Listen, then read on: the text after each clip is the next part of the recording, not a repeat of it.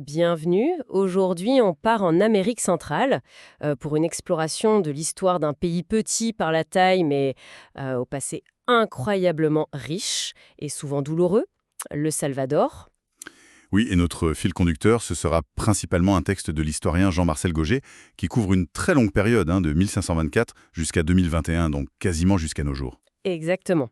Alors pourquoi le Salvador? C'est le plus petit État sur le continent, coincé là sur la côte Pacifique, sans accès aux Caraïbes, mais son histoire est, waouh, tellement dense, pleine de bouleversements. C'est ça. Notre objectif aujourd'hui, c'est d'essayer de décrypter un peu les événements clés, les dynamiques qui ont façonné le pays.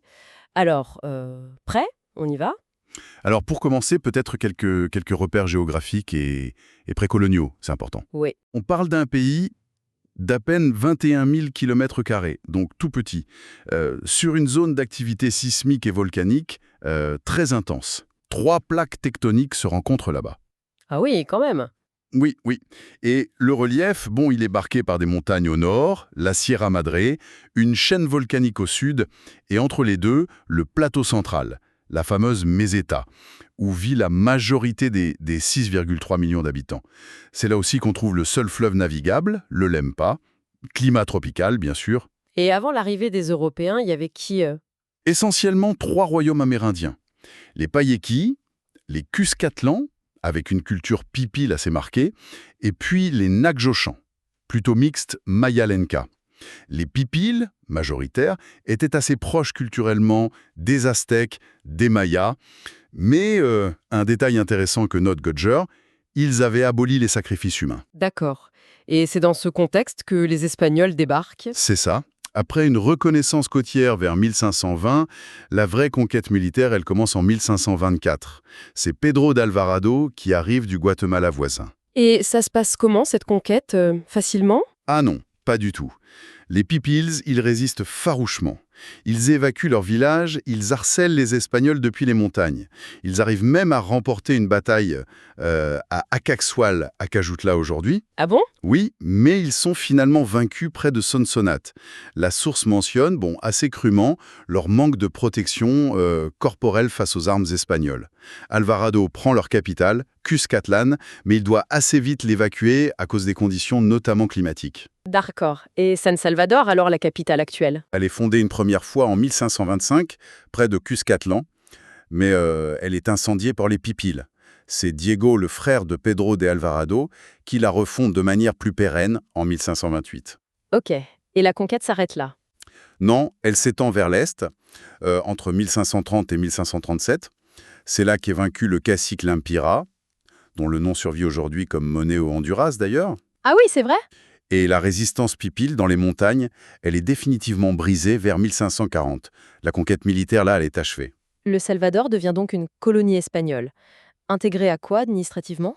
D'abord à la Nouvelle-Espagne, en 1535, puis très vite rattachée à la capitainerie générale du Guatemala, en 1540. C'est de là que tout est géré en gros. Administrativement, on divise en communes, Sonsonate, San Salvador, Saint-Miguel. Et sur le terrain, qu'est-ce qui change? L'arrivée des Espagnols, c'est aussi l'arrivée meurfaune, des ordres religieux, franciscains, dominicains, qui commencent l'évangélisation. Et puis, il y a le fameux système des encomiendas. C'est-à-dire?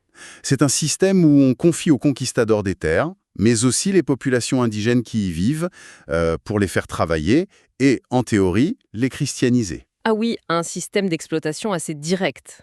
Oui, mais et c'est un point intéressant que souligne Gauger, dès 1542, l'Espagne promulgue les nouvelles lois.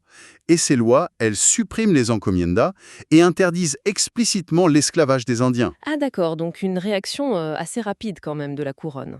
Oui, ça montre une certaine volonté, du moins sur le papier, de réguler les abus les plus criants. Bon, l'exploitation va continuer sous d'autres formes, bien sûr, mais ce n'est plus l'esclavage direct ou l'encomienda. Et la société, elle ressemble à quoi?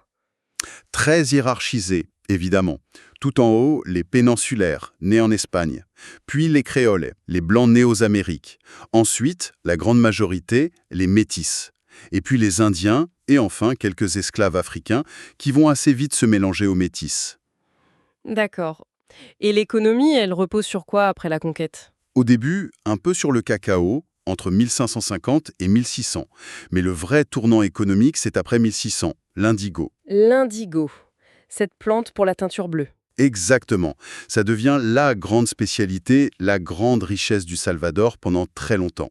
Une teinture naturelle très précieuse à l'époque en Europe. Et là, on voit déjà ce que vous disiez, la dépendance à un seul produit. Tout à fait.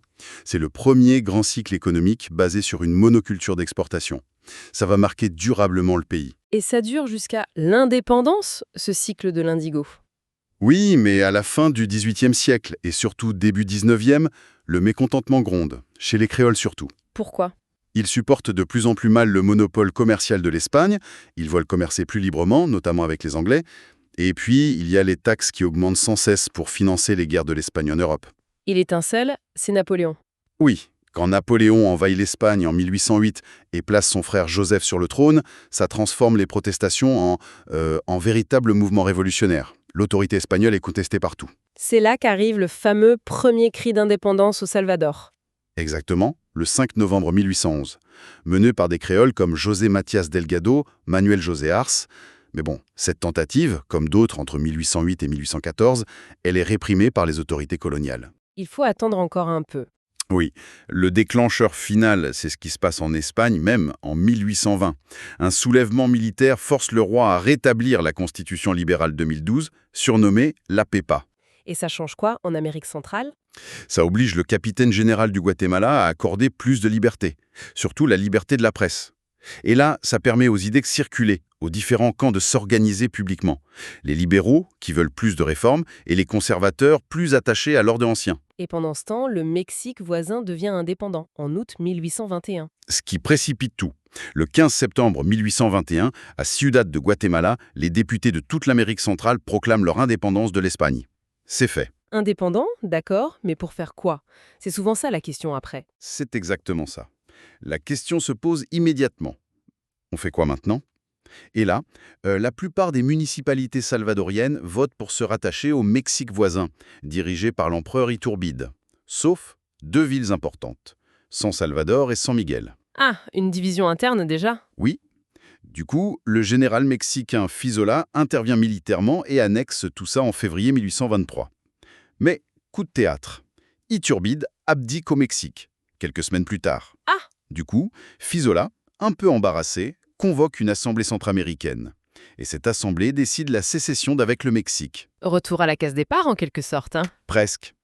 Le 1er juillet 1823, il crée les Provinces-Unies d'Amérique centrale, qui deviennent une république fédérale en 1824. Et c'est dans ce cadre que l'État du Salvador est officiellement fondé, le 7 février 1824. Une fédération centro-américaine. Sur le papier, ça a l'air d'une bonne idée, non? Pour peser un peu plus? Sur le papier, oui. Mais en réalité, cette fédération elle est minée dès le départ par des luttes internes absolument féroces. C'est la guerre quasi permanente entre les libéraux et les conservateurs dans toute la région. Et le Salvador là-dedans? Le Salvador est l'un des foyers de ces tensions. Il essaie même de faire sécession 2 fois, en 1832 et 1833, sous des chefs d'État conservateurs. Mais le président de la fédération, le libéral honduréen Francisco Morazán, intervient militairement à chaque fois pour maintenir l'unité. Il va même jusqu'à installer la capitale fédérale à San Salvador pour mieux contrôler la situation. Stratégique, mais ça n'a pas suffi. Non. Morazán est finalement renversé en 1839. Et en février 1841, au Salvador, une assemblée constituante, dominée cette fois par les conservateurs, proclame la République indépendante du Salvador. C'est la fin définitive de la fédération. Et c'est là qu'ils adoptent le drapeau actuel. Exactement. Avec les bandes bleues pour le ciel et le Pacifique, la bande blanche pour la Concorde, et le blason central plein de symboles. Triangle maçonnique, bonnet phrygien de la liberté, la date d'indépendance, les volcans. D'accord, donc fin du rêve d'union régionale. Et qu'est-ce qui se passe ensuite au Salvador indépendant? La paix? Pas vraiment non. La période qui suit, de 1841 à 1876 environ, est marquée par une ambiance de quasi-guerre civile permanente. Ah oui, encore. Oui, c'est la grande confrontation entre libéraux et conservateurs. Les libéraux plutôt laïques, partisans du libre-échange. Les conservateurs plus catholiques, centralistes, défendant les propriétaires terriens traditionnels. Et ça se traduit comment? Par des affrontements armés constants, souvent menés par des caudillos, ces chefs militaires charismatiques qui prennent la tête d'une faction ou de l'autre. Les interventions des pays voisins sont aussi très fréquentes, chacun soutenant son camp. C'est une période d'instabilité chronique. On voit des figures comme le caudillo Francisco Malspine, puis le libéral Vasconcelo, et surtout le conservateur guatémaltèque Rafael Carrera, qui a une influence énorme sur le Salvador entre 1863 et 1871. C'est fou, cette instabilité constante. On note quand même un épisode où ils se sont unis contre un ennemi commun, l'Américain William Walker. Oui, en 1856, le Salvador participe à la coalition centra-américaine qui chasse cet aventurier américain qui essayait de conquérir la région. Une brève parenthèse d'unité, mais qui ne dure pas. Finalement, ce sont les libéraux qui reprennent le pouvoir de manière plus durable en 1871. Et là, nouveau tournant. Oui, un tournant majeur. C'est le début de ce que les historiens appellent la République caféière. Ah, on passe de l'indigo au café. Exactement. L'indigo, concurrencé par les teintures chimiques inventées en Europe, perd de sa valeur. Les libéraux au pouvoir vont alors promouvoir massivement la culture du café, qui est en pleine expansion sur le marché mondial. Et ça a quelles conséquences sur la société? Énorme. Gigantesque. Pour créer les grandes plantations de caféiers dont ils ont besoin, les gouvernements libéraux vont prendre une mesure radicale. Ils liquident les terres collectives et communales. Celle des communautés indigènes. Oui, principalement. Des terres qui appartenaient souvent à ces communautés depuis des siècles, elles sont privatisées, vendues, souvent à bas prix, à une nouvelle élite de planteurs, parfois des immigrés européens d'ailleurs. Donc une expropriation massive en quelque sorte. Tout à fait. C'est la naissance de la fameuse oligarchie du café. On parle parfois des 14 familles, en référence aux 14 départements du pays, même si c'est un peu une simplification. Mais l'idée est là. Une petite élite contrôle l'essentiel des terres, de l'économie et du pouvoir politique. Et ils consolident leur pouvoir. Oui, ils remplacent les anciennes milices des caudillos par une armée nationale moderne, bien équipée, mais qui est au service de leurs intérêts. La famille Meléndez-Quinones, par exemple, dirige le pays quasiment sans interruption de 1913 à 1927. C'est vraiment l'apogée de ce modèle agro-exportateur basé sur le café. Mais un modèle très inégalitaire, j'imagine. Extrêmement inégalitaire et très vulnérable aux fluctuations du marché mondial, ce qui nous amène à la crise de 1929. Le crash de Wall Street, ça touche durement le Salvador? De plein fouet. Le prix du café s'effondre, c'est la misère pour les petits paysans, les ouvriers agricoles. L'agitation sociale monte très fort. Le président de l'époque, Pío Romero Bosch, est un peu débordé et il est contraint d'organiser une élection présidentielle qu'on dit relativement libre en mars 1931. Et qui gagne? Surprise, c'est Arturo Araújo, un candidat travailliste qui prône des réformes sociales. Ah, une lueur d'espoir pour les classes populaires? Une lueur très brève. Araújo tente d'appliquer un programme social-démocrate, il reconnaît même le Parti communiste salvadorien, le PCS, qui était né peu avant, mais l'oligarchie cafélière et l'armée ne l'entendent pas de cette oreille. Ils réagissent vite. Très vite. En décembre 1931, moins d'un an après l'élection d'Araújo, un coup d'État militaire le renverse. Et c'est le général Maximiliano Hernández Martínez qui prend le pouvoir.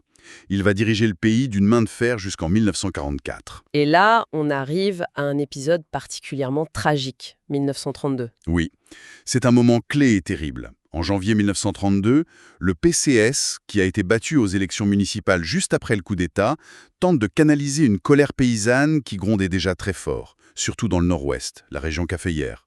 La figure d'Agustín Farabundo Martí, un leader communiste, émerge à ce moment-là. Et que se passe-t-il? Le 22 janvier 1932, des groupes de paysans, souvent armés de machettes, attaquent des grandes fermes, des casernes militaires, des mairies. C'est un soulèvement assez désespéré. Et la réponse du général Martínez? Immédiate et d'une brutalité inouïe. C'est la matanza, le massacre. Martínez donne l'ordre à l'armée d'exécuter sommairement toute personne suspecte de près ou de loin. Suspecte. C'est-à-dire? La source Gauguer rapporte que le simple fait de porter une machette, l'outil de travail de base du paysan, ou de porter des vêtements traditionnels indigènes suffisait pour être considéré comme rebelle et être abattu sur place. Martínez refuse même l'aide de navires de guerre américains et britanniques qui étaient arrivés pour bien montrer qu'il contrôlait la situation lui-même. Et Farabundo Martí? Il est arrêté et fusillé le 1er février 1932. Le bilan de ce massacre? Il est connu. Les chiffres exacts sont très débattus et dépendent beaucoup des interprétations politiques, comme le note la source. Plus tard, le parti de droite Arena parlera d'une simple révolte bolchevique écrasée, minimisant le bilan. La guérilla de gauche des années 80, elle, parlera d'un véritable ethnocide anti-indien, avec peut-être 25 000 morts. Difficile d'avoir un chiffre précis donc, mais les conséquences culturelles, elles, sont claires. Bah oui, absolument dévastatrice. Pour échapper à la répression et à la stigmatisation, les survivants indigènes vont massivement abandonner leur langue, le nahuatl pipil, leurs vêtements traditionnels, leurs coutumes. Ils vont chercher à se fondre dans la masse métisse. Une assimilation forcée par la terreur? C'est ça. Et le résultat, c'est que le Salvador, qui avait une population indigène importante, devient le pays d'Amérique centrale avec le plus faible pourcentage d'Indiens reconnus comme tels. C'est une rupture culturelle et humaine majeure, un tournant tragique. Et le général Martinez, il reste au pouvoir après ça? Oui, jusqu'en 1944. Son régime est assez particulier. Il admire ouvertement Hitler et Mussolini. Ah oui. Oui, mais bon, sous la pression des États-Unis, de Roosevelt, il finit quand même par déclarer la guerre au Japon et à l'Allemagne pendant la Seconde Guerre mondiale. Il est finalement chassé du pouvoir par une grève générale en 1944. Mais la fin de Martinez, ce n'est pas la fin du régime militaire. Non, pas du tout. L'armée conserve le pouvoir. C'est le début d'une longue période qu'on peut faire courir de 1931 jusqu'à 1979 de dictature militaire quasi ininterrompue. Presque 50 ans. Comment ça s'organise? Il y a une succession de généraux au pouvoir. En 1948, il y a un petit changement paix. Des officiers dits rénovateurs au sein de l'armée prennent le contrôle. Ils promulguent une nouvelle constitution en 1950 et créent un parti politique officiel pour encadrer le régime. Le PRUD, Parti révolutionnaire d'unité démocratique. Une façade démocratique, hein. Un peu, oui. Ils profitent d'une période où les prix du café sont élevés pour lancer des grands travaux d'infrastructure, quelques réformes sociales limitées. Ça leur permet de dominer la vie politique jusqu'en 1972 en s'alignant très fermement sur la politique anticommuniste et anticastriste des États-Unis pendant la guerre froide. Et il y a eu aussi cette fameuse guerre du football contre le Honduras. Oui, en juillet 1969. Un conflit très court, une centaine d'heures, mais assez intense. Déclenché en apparence par des matchs de qualification pour la Coupe du Monde, mais dont les causes réelles étaient bien plus profondes. Tensions liées à l'immigration massive de paysans salvadoriens, sans terre vers le Honduras, et aux réformes agraires honduriennes qui les menaçaient. Encore les questions de terre et d'inégalité. Toujours. Et donc, les dictateurs militaires se succèdent jusqu'à la fin des années 70. Mais le système commence à se fissurer sérieusement. Qu'est-ce qui provoque la rupture finale et le début de la guerre civile? Le vrai tournant, selon beaucoup d'analystes, c'est l'élection présidentielle de 1972. L'opposition, menée par le démocrate chrétien José Napoléon Duarte, forme une large coalition et, selon toute vraisemblance, remporte l'élection. Mais l'armée refuse le résultat. Ils annulent l'élection, arrêtent Duarte, le torturent sauvagement et le forcent à l'exil. Pour une grande partie de l'opposition, y compris modérée, c'est la goutte d'eau, la preuve définitive que la voie électorale est totalement bloquée par les militaires. Et donc, la seule option qui reste, c'est la lutte armée. C'est la conclusion à laquelle beaucoup parviennent. Les groupes armés de gauche, qui existaient déjà de manière embryonnaire, vont se développer rapidement à partir de là. Et la guerre civile éclate véritablement en 1979. 12 ans de guerre civile, de 1979 à 1992. Ça a été terrible, non? D'une violence extrême. D'un côté, l'armée gouvernementale, massivement soutenue et financée par les États-Unis, surtout sous Reagan, qui voyait ça comme un front crucial de la guerre froide contre le communisme. Et de l'autre côté, une guérilla de gauche qui va s'unifier en 1980 sous le nom de FMLN, le Front Farabundo Martí de Libération Nationale, en hommage au leader de 1932. Et il y a aussi les escadrons de la mort. Oui, des groupes paramilitaires clandestins d'extrême droite, souvent liés à certains secteurs de l'armée et de l'oligarchie, qui se spécialisent dans l'assassinat ciblé de syndicalistes, d'étudiants, de prêtres, d'opposants politiques. Ils sèment la terreur. On se souvient de l'assassinat de Monseigneur Romero. Oui, l'archevêque de San Salvador, Oscar Romero, une voix de plus en plus critique envers la répression et les injustices sociales proches de la théologie de la libération. Il est assassiné en pleine messe, en mars 1980, un choc mondial. Et ce n'est pas le seul acte terrible. Malheureusement non. Il y a aussi l'assassinat de 4 religieuses américaines fin 1980. Le massacre de centaines de civils, hommes, femmes, enfants, qui tentaient de fuir vers le Honduras en traversant le fleuve Sumpul en mai 1980, abattus par l'armée. Et ce qui est assez paradoxal, comme le souligne Godger, c'est qu'en même temps, il y a des tentatives de réforme. Comment ça? En octobre 1979, un coup d'État interne à l'armée renverse le dernier dictateur militaire classique. Une junte mixte, avec des officiers modérés et des civils, prend le pouvoir. Il rappelle même Duarte d'exil pour diriger un gouvernement de transition. Il lance des réformes. Nationalisation des banques, du commerce extérieur du café, début de réformes agraires. Mais la répression continue. Oui, c'est ça la terrible dualité. Réforme d'un côté et répression sanglante qui s'intensifie de l'autre. Malgré tout, des élections pour une assemblée constituante ont lieu en 1982, une nouvelle constitution est adoptée en 1983 qui reconnaît sur le papier pas mal de droits individuels. Et Duarte finit par être élu président légitimement. Oui, en 1984. Il bat le major Roberto Daubizon, le fondateur du parti d'extrême droite ARENA, Alliance républicaine nationaliste, très controversé pour ses liens présumés avec les escadrons de la mort et mal vu à ce moment-là par l'administration américaine qui préfère soutenir Duarte plus modéré. Mais Duarte arrive à faire avancer la paix? Il essaye. Il crée une commission des droits de l'homme en 1986, mais son chef est assassiné l'année suivante. Son pouvoir reste très limité face aux militaires et la guerre continue, très dure pendant toutes les années 80. Qu'est-ce qui finit par débloquer la situation pour arriver aux accords de paix? Plusieurs facteurs.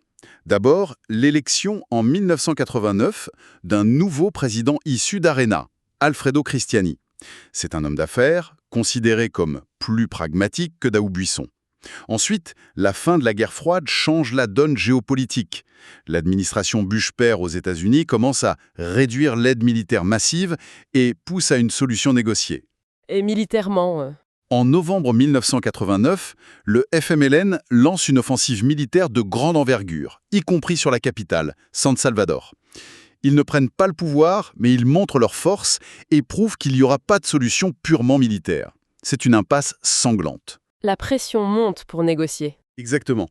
Les autres présidents d'Amérique centrale, l'ONU, poussent très fort. Des pourparlers sérieux commencent en 1990 sous médiation onusienne. Ça aboutit d'abord à l'acte de New York en septembre 1991, qui crée un comité pour consolider la paix. Et finalement, les accords de Chapultepec, du nom du château à Mexico où ils sont signés, le 16 janvier 1992. La paix, enfin.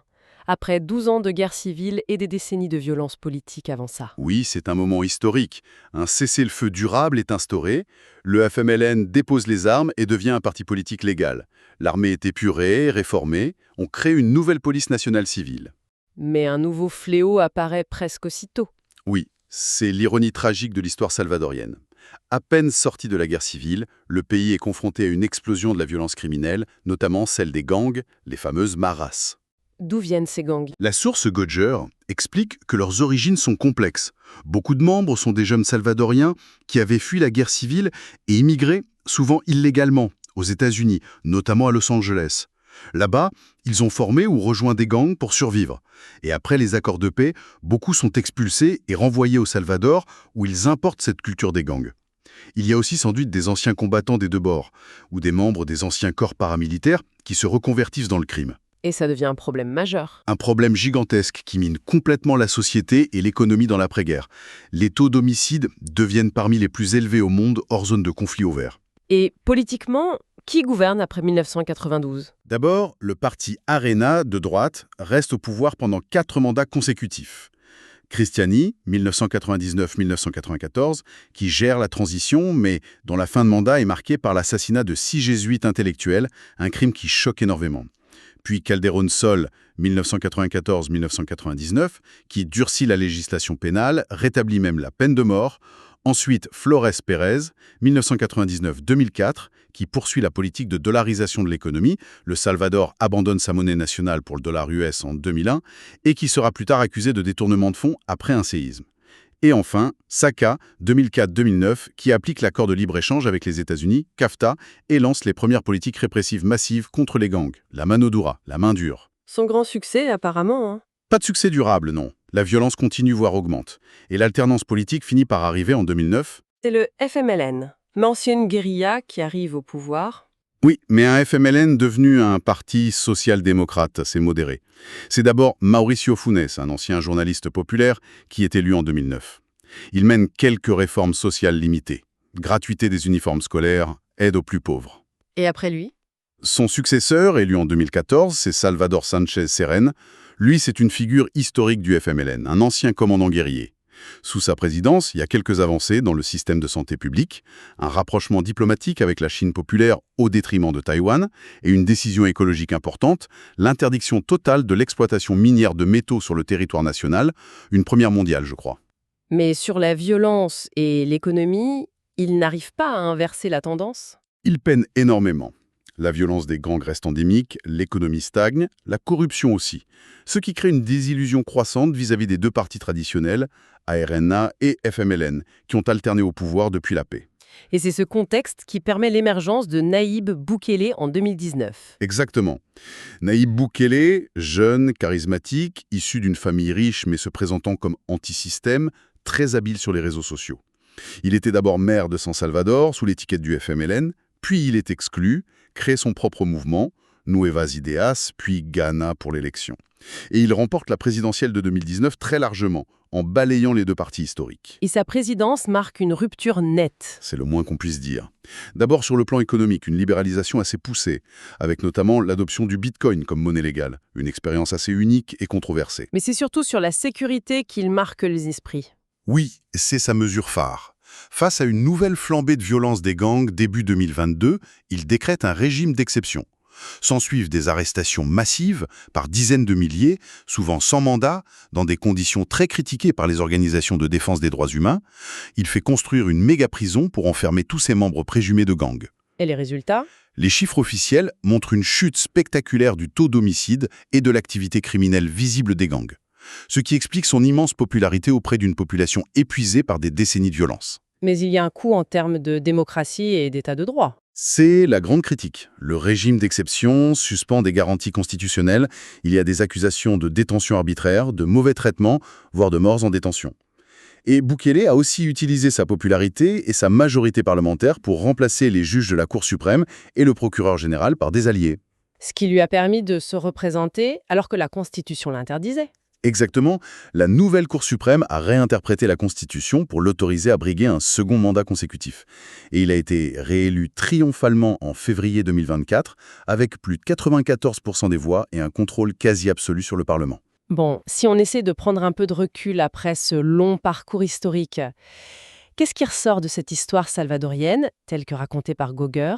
Quels sont les grands fils conducteurs ? Il y en a plusieurs qui sautent aux yeux et qui sont d'une continuité assez frappante. D'abord, cette violence politique et sociale quasi endémique. De la brutalité de la conquête, à la répression de 1932, à la longue dictature militaire, à la guerre civile atroce, et enfin à la violence des gangs. C'est un cycle qui semble se répéter. Oui, c'est glaçant.